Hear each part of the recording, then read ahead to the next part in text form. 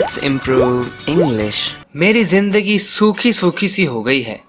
जब हम ऐसा कहते हैं हिंदी में तो कहने का मतलब क्या होता है कि जिंदगी बोरिंग सी हो गई है, जिंदगी में कोई मज़ा नहीं है, सूखी सूखी सी हो गई है।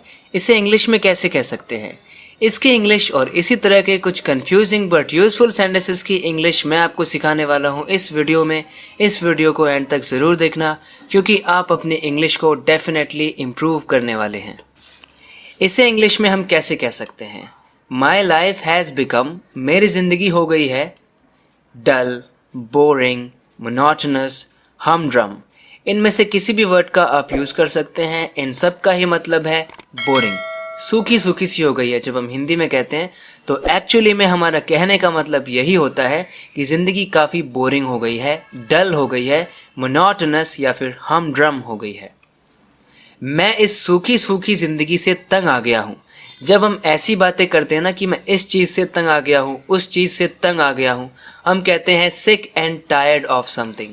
I am sick and tired of this monotonous life or this boring life. I am sick and tired of something.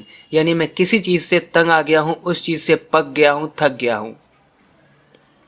वो बड़ी चालाकी से पैसा बनाता है। यहाँ पर मैं आपको एक ईडियम सिखाना चाहता हूँ। कोई बहुत चालाकी से पैसा कमाता है, चालाकी से पैसे बनाता है वो।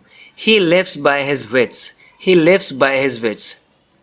यानी वो बड़ी चालाकी से पैसा बनाता है। चालाकी से पैसा कमाना सीख लो।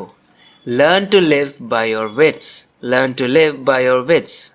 चालाकी से पैसा कमाना कोई उससे सीखे। One should learn how to live by one's wits from him. One should learn how to live by one's wits from him. मुंह चलाने के अलावा उसे कुछ नहीं आता। इसे इंग्लिश में कह सकते हैं He is capable of nothing except talking. Except talking यानी talking को छोड़कर, बात करने को छोड़कर, मुंह चलाने को छोड़कर, He is capable of nothing. So this except is a preposition taking talking as its object in the ing form. सिर्फ मुंह चलाने के अलावा भी कुछ कर लिया करो। Do something other than just talking. Do something other than just talking. बस इतनी सी बात। जब किसी ने कुछ बोला कि मैं इस वजह से परेशान हूँ, फिर हम कहते हैं ना बस इतनी सी बात है। छोटी सी बात है लेकिन इंग्लिश कई बार कंफ्यूज कर देती है लोगों को। इसे कह सकते हैं Is that all? Is that all? हाँ बस हो गया, बस इतनी सी बात थी, बस इतनी सी बात। Is that all? अगर आंसर आया हाँ यही बात है, Yes that's all. Yes that's all. यही सुनने के लिए मेरे कान तरस गए थे, मेरे कान तरस गए थे। तो ये स्टाइल हिंदी में बोलने का है, मेरे कान तरस गए थे, यानी मैं तरस गया था ये सुनने के लिए, मैं बहुत ज़्यादा सुनना चाहता था इस बात को। I longed to hear this from you. I longed to hear this from you. यानी ये सुनने के लिए मैंने लॉन्ग किया।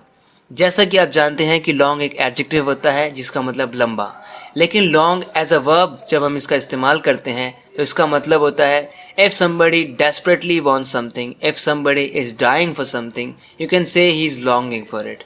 I longed to hear this from you. यानी मैं तरस गया था ये आपसे सुनने के लिए, मेरे कान तरस गए थे आपके मुंह से ये बात सुनने के लिए।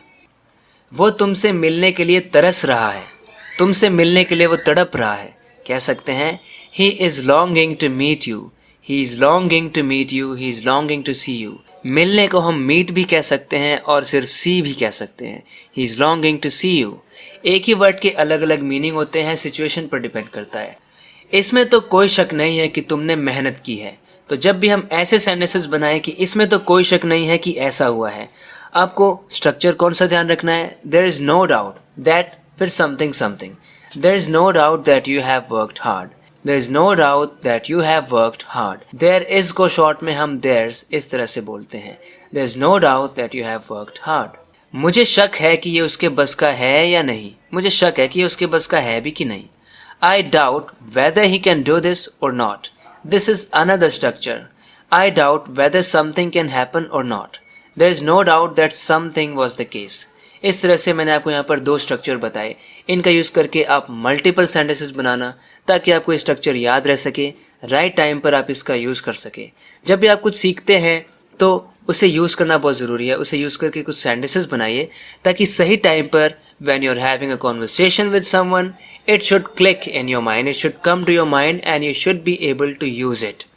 Otherwise, it's of no use. Do you think it's of any use? मुझे पक्का पता है कि वो बुरा नहीं मानेगी। तो जब भी हम अपने सेंटेंसेस की शुरुआत ऐसे करें कि मुझे पक्का पता है कि ऐसा होगा या वैसा होगा, मुझे पक्का पता है, इसके लिए कहेंगे I am sure that she won't mind. I am sure that she won't mind, वो माइंड नहीं करेगी। विल नॉट को शॉर्ट में हम वोंट बोलते हैं, शी वोंट माइंड। अब आप यहीं पर देख लीजिए, माइंड का मतलब होता है दिमाग, बुद्धि, लेकिन माइंड एज अ वर्ब भी इस्तेमाल होता है जिसका मतलब होता है बुरा मान जाना। हम कहते हैं डोंट माइंड, इसका मतलब बुरा मत मान जाना। शी वोंट माइंड, वो बुरा नहीं मानेगी। मुझे पक्का नहीं पता कि उसे क्या चाहिए। अब इसी को अगर हमें नेगेटिव बनाना हो तो आई एम नॉट श्योर हो जाएगा। आई am not sure what he wants, I am not sure what he wants. इस तरह से श्योर के बाद आप कोई दूसरा क्वेश्चन वर्ड भी लगा सकते हैं, जैसे मुझे पक्का नहीं पता कि वो कब आएगा। आई am not sure when he will come, I am not sure when he will come. मुझे पक्का नहीं पता कि वो कब आएगा। मुझे पक्का नहीं पता कि वो क्यों रो रहा है। I am not sure why he is weeping, I am not sure why he is weeping. That's it for this video. आशा करता हूँ कि आपको इस वीडियो से कुछ ना कुछ तो सीखने के लिए मिला होगा। इसी तरह से अपने इंग्लिश को इम्प्रूव करते रहने के लिए इस चैनल को सब्सक्राइब ज़रूर करना अगर आपने अभी तक नहीं किया है तो। सो फ्रेंड्स, बात करते हैं नेक्स्ट वीडियो लेसन में। टिल देन अपना ख्याल रखना, take care and bye bye.